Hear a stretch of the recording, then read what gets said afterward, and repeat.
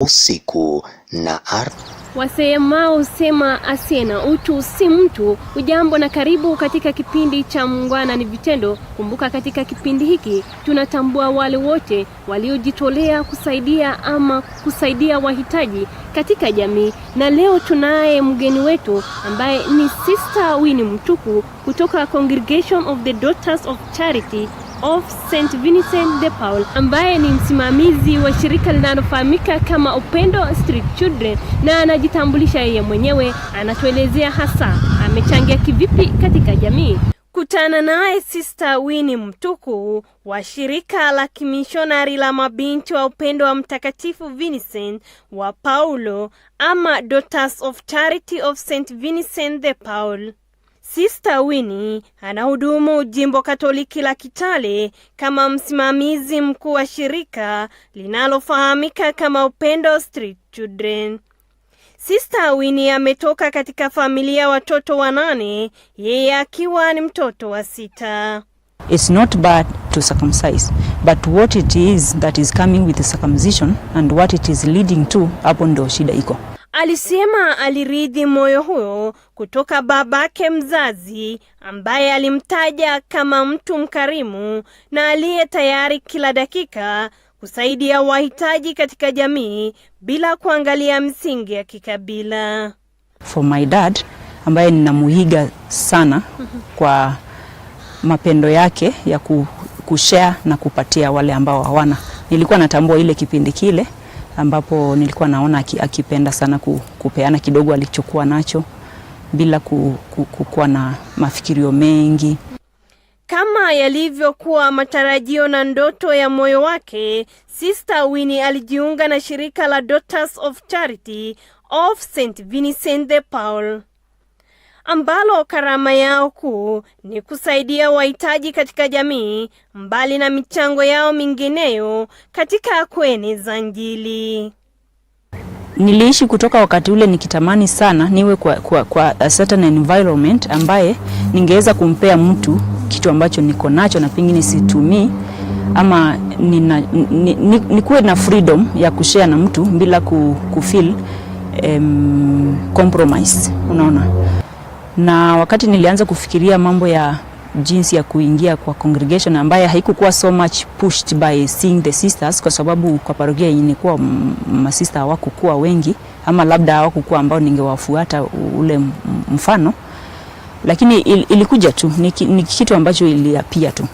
But wakati ilikuwa na hiyo push kwa moyo wangu, nikawa ninatamani niwe kwenye shirika ama congregation ambaye kuna certain freedom ambaye ninaweza kushare. Kama ni chakula, mtu ataweza kuja kwa gate na akinipata mimi anielezee shida na nimpatie, hata kama nikampea chakula kidogo akakula bila kurudi na kuulizwa why did you give, unaona. Na hiyo inamaanisha kuingia shirika kwa ambaye iko na that kind of charism ya kupenda kusaidia wengine. Na ninashukuru Mungu kwa sababu kipindi cha kukua ama kudiscern niliweza kuingia in the right place. Mnamo mwaka 2009 kwa usaidizi wa shirika lake, Sister Winnie aliweza kuanzisha shirika la Upendo Street Children, ambapo walikuwa wanapata watoto wa mitaani mahitaji muhimu kama vile chakula na mavazi. Alafu tukaanzisha hiyo dropping center. Dropping center works with the rescue. It's more like a day care where people come in. And in our case, it's the street children. They come in, they take shower. They have rooms to change the clothes. Kule. Wana shower rooms. Wana areas za kuanika nguo, wash their clothes, so that inawapatia chance pia ya kukua clean, give them the first dignity ya kukua usafi, wa kufeel like a human. Mbali na shirika hili kuwapa watoto hawa chakula na mavazi, kuna zaidi ya hayo. Mojawapo ya mambo mengine ikiwa ni kuunganisha watoto hawa na familia zao. Na this program has 4 approaches or even 5, which is a rescue. We go to the streets to rescue the children. Especially the first steps is to create rapport with them, and then when they are ready, they come. While they are in the center, the first step ni kushower, kuchange clothes, just to feel that environment of niko msafi, niko nyumbani. Then we take that opportunity kuwa engage kwa activities, informal activities na life skill programs that would let them feel like they are part of, to participate.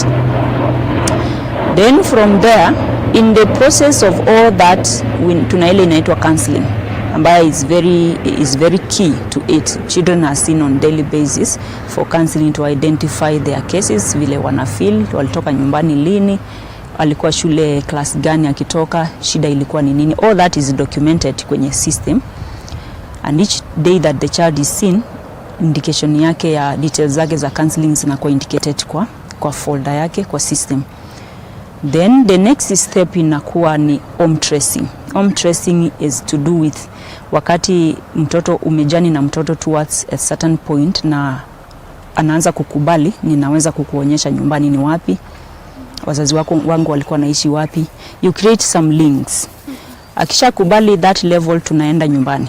At that point hajakubali kukaa nyumbani, tunaenda na yeye, anatuonyesha nyumbani, lakini atarudi kwa street tu, anarudi na sisi. So akirudi kwa street, tunaendelea the journey of rehabilitation mpaka wakati ako tayari kufanywa reintegration. Sasa then we take the child home, tunawapeleka nyumbani.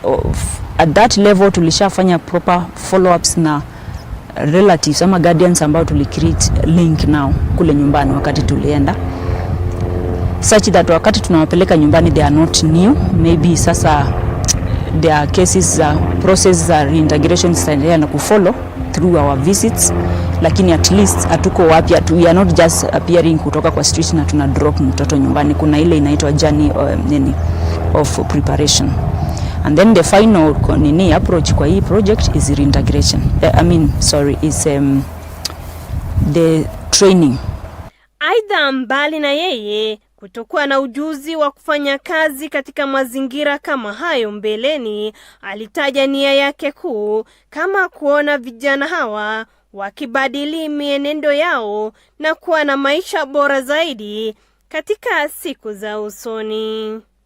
Kitu yenye iliniguza sana kwa hii kazi ambayo ninafanya, ambayo ni kitu yenye sikuwahi fikiria. Kama mtu angeniambia watakutuma pale, singekubali, kwa sababu first of all hii ni story ya watu na social working and things like that.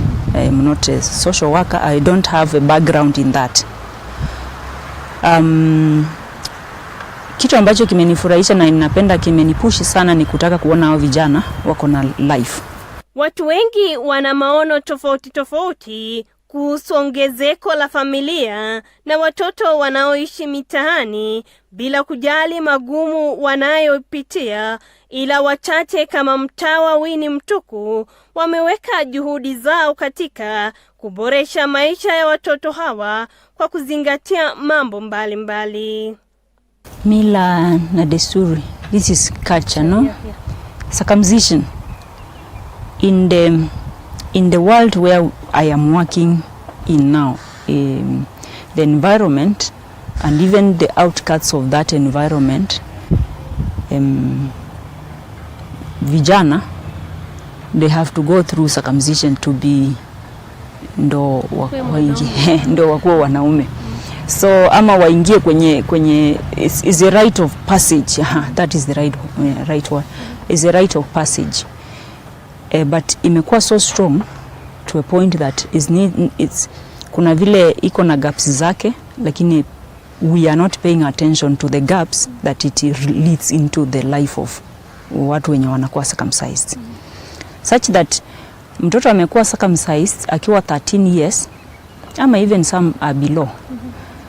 Na the law of circumcision says that umekuwa circumcised huwezi kuishi kwa nyumba moja na wazazi, under the same roof, especially with the mother.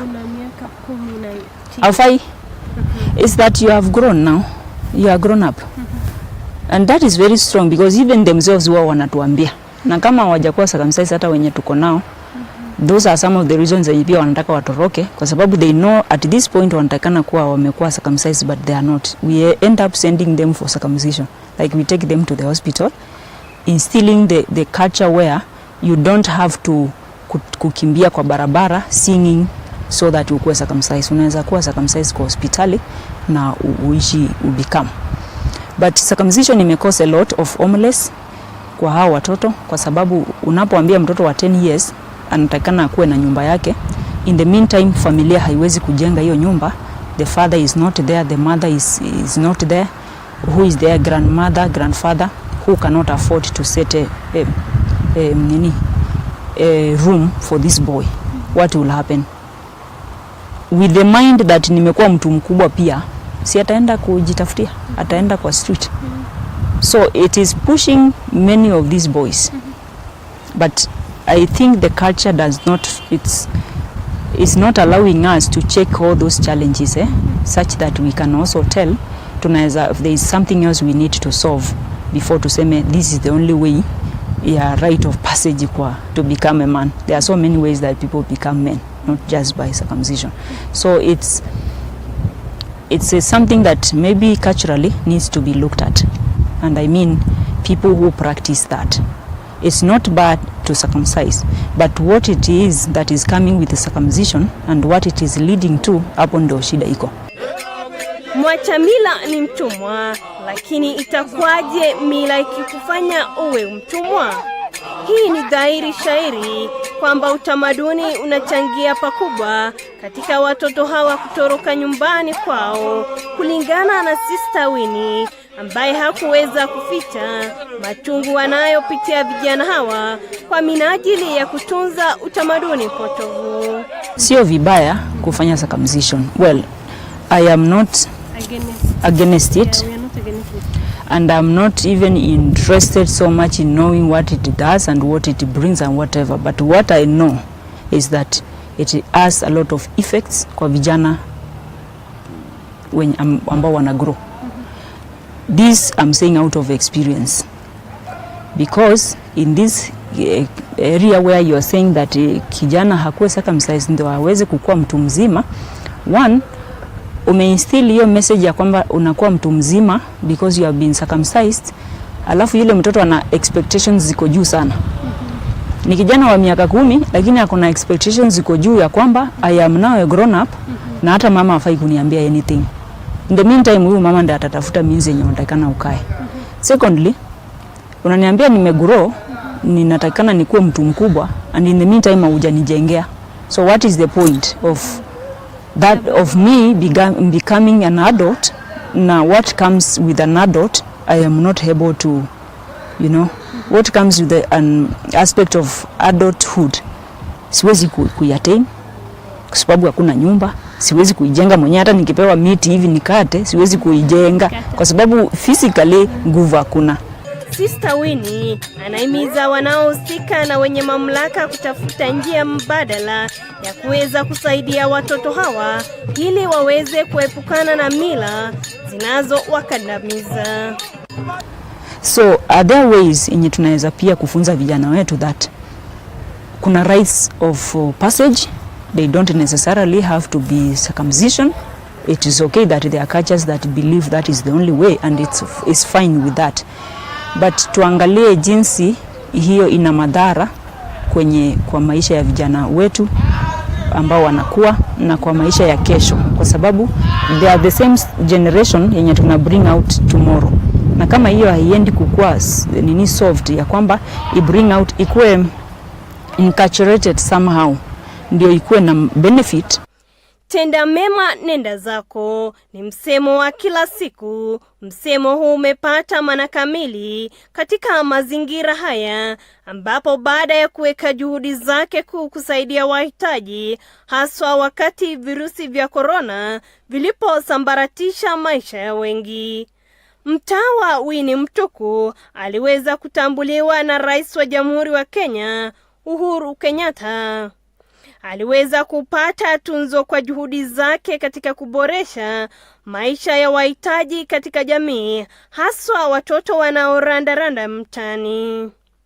Not to say that nilikuwa ninafanya ndio kwa sababu a thing like that never existed in my mind that nilikuwa ninafanya kama vile inatakana. I was only doing my duty, if I should use that term.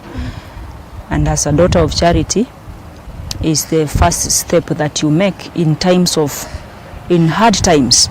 For instance, during disasters and pandemics like that, the Daughters of Charity take the forefront line to see that the poor are served. Kwa kuhitimisha, Sister Winnie alisema anachojivunia na kufurahia zaidi katika maisha yake ni michango yake katika jamii ya kubadilisha maisha ya watu wawili au watatu. But kitu ambacho ninaisherekea zaidi ni kwa kupenda kujiuliza ni nini nimefanya ambaye ama ni nini nitafanya ambaye itabadilisha life ya mtu mwingine, in terms of the impact yenye niko na make kwa society as a sister.